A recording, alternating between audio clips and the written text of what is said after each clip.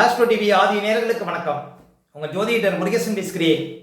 இன்றைய வீடியோவில் கடகராசிக்காரர்களுக்கு இந்த மார்ச் மாதத்தில் என்னென்ன பலன்கள் நடக்க இருக்கிறது என்பதை பற்றி தான் இன்றைய வீடியோவில் நாம் பார்க்க இருக்கிறோம்.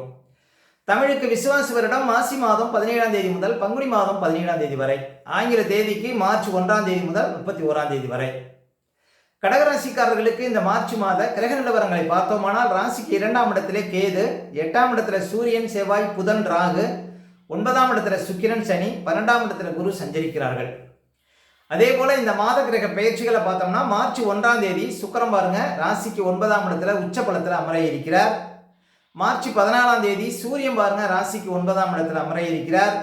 மார்ச் 25ஆம் தேதி சுக்கிரன் பாருங்க ராசிக்கு 10ஆம் இடத்துல அமர இருக்கிறார். இதுதான் இந்த மாத கிரக பயிற்சிகள்.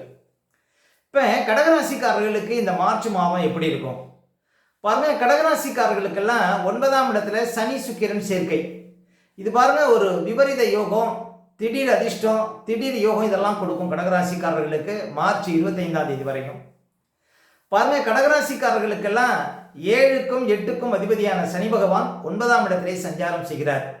அதாவது 8ஆம் அதிபதி கோணமேறி 9ஆம் இடத்துல வலுவா இருக்கிறார்.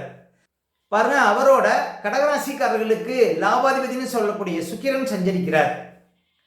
அப்ப பாருங்க, 7ஆம் அதிபதியோட லாபாதிபதி சஞ்சாரம் செய்வதனால கூட்டு தொழில் செய்யக்கூடியவங்களுக்கு நல்ல அதிர்ஷ்டங்கள் கொடுக்கும். ஒரு சிலருக்கு நல்ல ஒரு தொழில் பார்ட்னர் அமையும். வியாபாரத்தில் நல்ல அதிர்ஷ்டம் வரும். இந்த மார்ச் மாதத்தில் ஒரு நல்ல நண்பர்கள் அமைவார்கள். நண்பர்களால் யோகம் கிடைக்கும். உங்கள் வாழ்க்கை துணைவருக்கு அதிர்ஷ்டம் கிடைக்கும். அதாவது வாழ்க்கை துணைவர் வகையில் பாருங்க உங்களுக்கு யோகம் உண்டு. ஒரு சிலருக்கு நல்ல வரன் அமைவதற்கு வாய்ப்பு இருக்கு. மேலும் உங்கள் வாழ்க்கை துணைவருக்கு புது வேலை கிடைப்பதற்கு வாய்ப்பு இருக்கு இந்த மார்ச் மாதம் 25ஆம் தேதிக்குள்ள. மேலும் 8ஆம் அதிபதி கோணமேறி சனி பகவான் 9ஆம் இடத்துல வந்து அவரோட சுக்கிரன் சஞ்சாரம் செய்கிறார். வழக்கு இருந்தால் அது சாதகமாக முடியும். அதாவது தீராத சில பிரச்சனைகளுக்கு தீர்வு கிடைக்கும். தொழில் ரீதியாக உத்தியோக ரீதியாக ஏதாவது பிரச்சனை இருந்தால் அந்த பிரச்சனைகளுக்கு ஒரு முடிவு தெரியும்.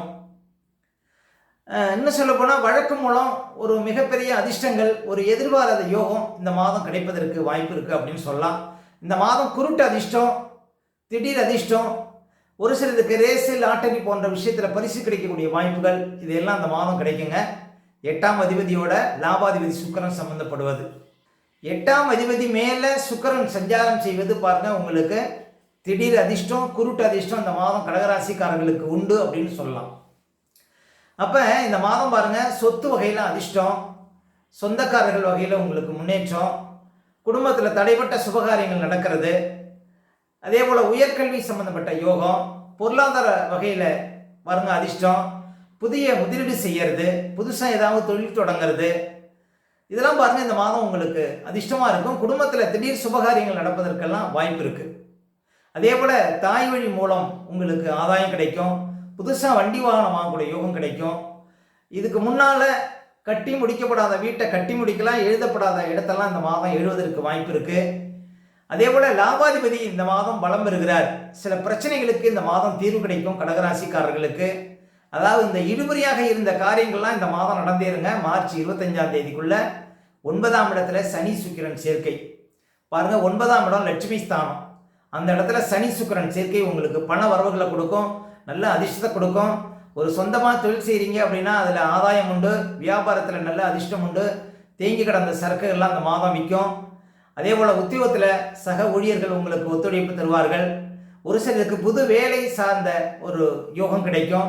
புது வேலை கிடைப்பதற்கு இந்த மாதம் வாய்ப்பு இருக்குங்க கடகராசிக்காரர்களுக்கு. ஏன் அப்படின்னா தொழில்காரகன் சனியோட லாபாதிபதி சுக்கிரன் சம்பந்தப்படுவது உங்களுக்கு உத்தியோகத்தில் நல்ல மாற்றம், நல்ல முன்னேற்றம். ஒரு சிலருக்கு உயர் பதவி சம்பந்தப்பட்ட அனுகூலமான பலன்கள்லாம் இந்த மாதம் கிடைப்பதற்கு வாய்ப்பு இருக்குது. அதே போல் மனசில் இருக்கிற கஷ்டங்கள் மாறும், மன அழுத்தமெல்லாம் மாறும் இந்த மாதம் உங்களுக்கு. அதே போல் 4ஆம் அதிபதி பலம் பெறுவதனால ஆரோக்கியத்தில் நல்ல முன்னேற்றம் இருக்கும். ஏன்னா சுகஸ்தானம் வலுப்பெறுகிறது. அப்போ இந்த மாதம் பாருங்கள், நல்ல அதிர்ஷ்டத்தை, நல்ல மாற்றத்தை, நல்ல முன்னேற்றத்தை இந்த மாதம் பார்க்க முடியும் கடகராசிக்காரர்கள் சனி சுக்கிரன் சேர்க்கையால். அதே போல் உங்களுக்கு சூரியன் பாருங்க 2ஆம் அதிபதி 8ஆம் இடத்துல அமர்ந்து 2ஆம் இடத்தையும் பார்க்குறாரு. 2ஆம் இடத்தை சூரியன் பார்க்கறதுனால பண வரவு அதிகரிக்கும். உங்கள் பேச்சுக்கு மரியாதை கிடைக்கும். ஆனால் நீங்கள் பேசுறது கொஞ்சம் குறைவாக இருக்கணுங்க. மார்ச் மாதம் 14ஆம் தேதி வரையும் அதிகப்படியான பேச்சுக்களால் உங்களுக்கு சில சிரமங்கள் வருவதற்கு வாய்ப்பு இருக்குது.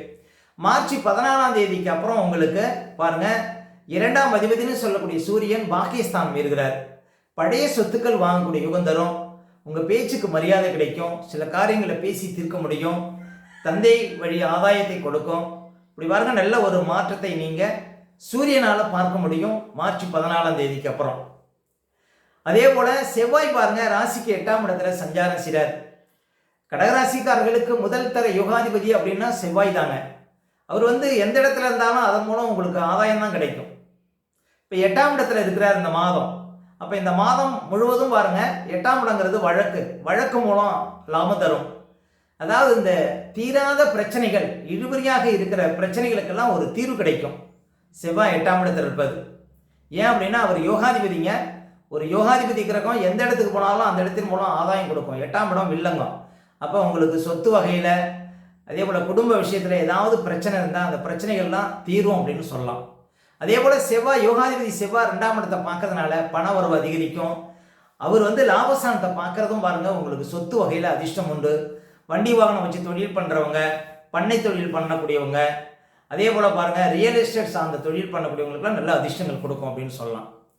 அப்போ செவ்வாய் 8ஆம் இடத்துல மறைவது, இளைய சகோதரர்கள் இருந்தாங்கன்னா அவங்களுக்கும் உங்களுக்கும் சில சச்சரவுகள் வருவதற்கு வாய்ப்பு இருக்குது அப்படின்னு சொல்லலாம். அதே போல் முழங்கால், மூட்டில் வலி, இது சார்ந்த ஒரு சில சின்ன சின்ன பிரச்சனைகள் வருவதற்கு வாய்ப்பு இருக்குது. அதே போல் கண்களில், பற்களில் ஏதாவது சின்ன சின்ன பிரச்சனைகள் வருவதற்கு வாய்ப்பு இருக்குது. மற்றபடி பாருங்கள், இந்த மாதம் முழுவதும் உங்களுக்கு பணப்புழக்கம் அதிகரிக்கும். இந்த மாதம் பாக்கியஸ்தானம் வலுப்பெறுவதனால நீண்டகால ஆசைகள்லாம் இந்த மாதம் நிறைவேறும் அப்படின்னு சொல்லாங்க கடகராசிக்காரர்களுக்கு. அதே போல் புதன் பகவானும் 8ஆம் இடத்துல தான் இருக்கிறார். புதன் பகவான் கடகராசிக்காரர்களுக்கு 3க்கும் 12க்கும் அதிபதிங்க. அவர் 8ஆம் இடத்துல இருக்கிறார். புதன் 8ஆம் இடத்துல இருந்தாலும் வழக்கு லாபம், திடீர் அதிர்ஷ்டம், குருட்டு அதிர்ஷ்டம் இதெல்லாம் கொடுக்கும். புதன் 8ஆம் இடத்துல இருப்பதும் உங்களுக்கு நன்மை அப்படின்னு சொல்லலாம். அதே போல் கடகராசிக்காரர்களுக்கெல்லாம் குரு பகவான் மிகப்பெரிய ஒரு சுபக்கிரகம்.